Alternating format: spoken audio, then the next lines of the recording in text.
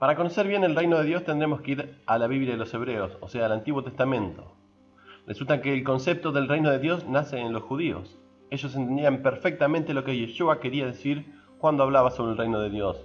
Si nosotros queremos entender este punto, tendremos que poner como judíos, a pensar como judíos, y ver de dónde nace este concepto del reino de Dios. Hagamos un poco de historia. En una ocasión ocurrió que el pueblo hebreo le pidió a Dios tener un rey sobre Israel, como hacían todos los demás pueblos de la tierra. A Dios no le gustó mucho la petición de su pueblo. No obstante, accedió.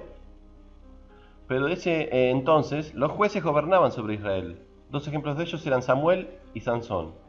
Así fue que Israel dejó de ser gobernado por jueces para dar paso a reyes. El primer rey fue Saúl. Él no fue recto delante de los ojos de Dios, ya que no obedeció a Dios en todo. Entonces Saúl fue reemplazado por un pastor de ovejas llamado David. Fue el reino de David al cual Dios comenzó a llamar su reino. En 1 Crónicas 28:5 encontramos la siguiente declaración: y de entre todos mis hijos, porque Yahweh o Jehová me ha dado muchos hijos, eligió a mi hijo Salomón para que se siente en el trono del reino de Dios sobre Israel.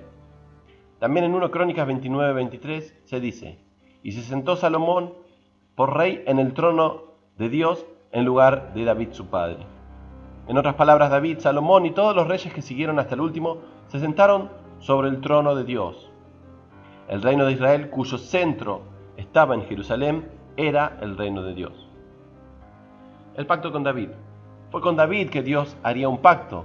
Así dijo Dios a David por medio del profeta Natán: y cuando tus días sean cumplidos y duermas con tus padres, yo levantaré después de ti a uno de tu linaje, el cual procederá de tus entrañas, y afirmaré su reino. Edificará casa a mi nombre, y yo afirmaré para siempre el trono de su reino. Yo le seré a él padre, y él me será a mí hijo. Y será afirmada tu casa y tu reino para siempre delante de tu rostro, y tu trono será estable eternamente. Esta promesa hecha a David se cumple sobre Yeshua, el Mesías. Examinémoslo así: uno de su linaje. Yeshua es hijo de David, Mateo 1:1. Yo seré padre y él será hijo. Yeshua es hijo de Dios. Su reino será para siempre. Yeshua, ya resucitado, es inmortal. Aprendemos así que en Yeshua se reúnen las características del descendiente de David, el cual reinará para siempre sobre el trono de Dios. Fue el ángel Gabriel que al nacer lo afirmaría. Lucas 1:31-33. Y ahora concebirás en tu vientre y darás a luz un hijo, y llamarás su nombre Yeshua. Este será grande y será llamado Hijo del Altísimo. Y el Señor Dios le dará el trono de David su padre, y reinará en la casa de Jacob para siempre, y su reino no tendrá fin. También Pedro entendía bien este punto. Hechos 2:29-30. Varones hermanos, se os puede decir libremente del patriarca David, que murió y fue sepultado, y su sepulcro está con nosotros hasta el día de hoy.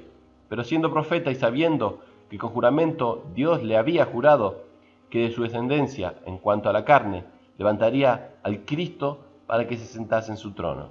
Entonces Yeshua es el legítimo hijo de David, quien tiene derecho de sentarse sobre la casa de Jacob para reinar para siempre sobre Jerusalén y el mundo entero. Es así que la promesa de los creyentes no es el cielo, como muchos dicen, sino que es la promesa de alcanzar el reino de Dios en la tierra restaurado en Israel. El reino de Dios fue suspendido en el tiempo. Si usted se ha dado cuenta, hoy en día no existe un trono terrestre de Dios sobre el Israel, ¿verdad? Lo que pasa es que los descendientes de David no fueron como su padre. Estos fueron impíos hasta la paciencia de Dios se agotó, y en el momento indicado Dios envió a su siervo Ezequiel para decirle al rey Sedequías lo siguiente: y tú, profano e impío príncipe de Israel, cuyo día ha llegado ya, el tiempo de la consumación de la maldad, así ha dicho Dios el Señor: depón la tiara, quita la corona, esto os será más así. Será exaltado lo bajo y humillado lo alto. Arruina, arruina, arruina lo reduciré.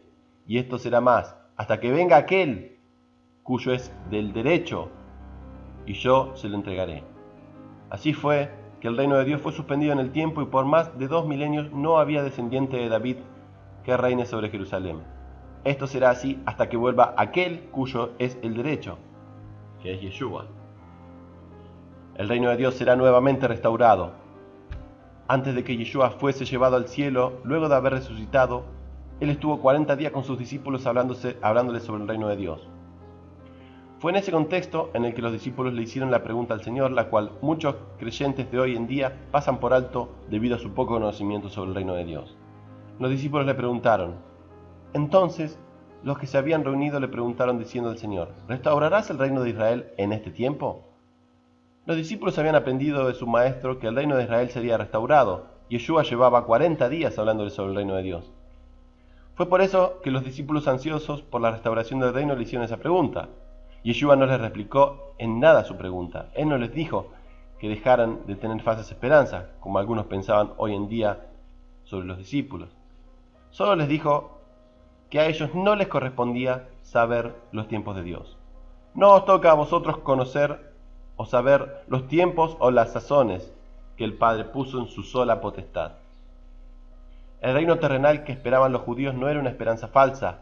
Lo que los judíos no supieron diferenciar fue que la primera venida de Cristo era para morir por los pecados, y luego Él regresaría en el tiempo designado por el Padre para restaurar el reino de Israel, librarlo de sus enemigos y gobernar sobre el resto del mundo entero, para traer justicia y paz a una tierra que hoy en día, corrompida por el hombre, es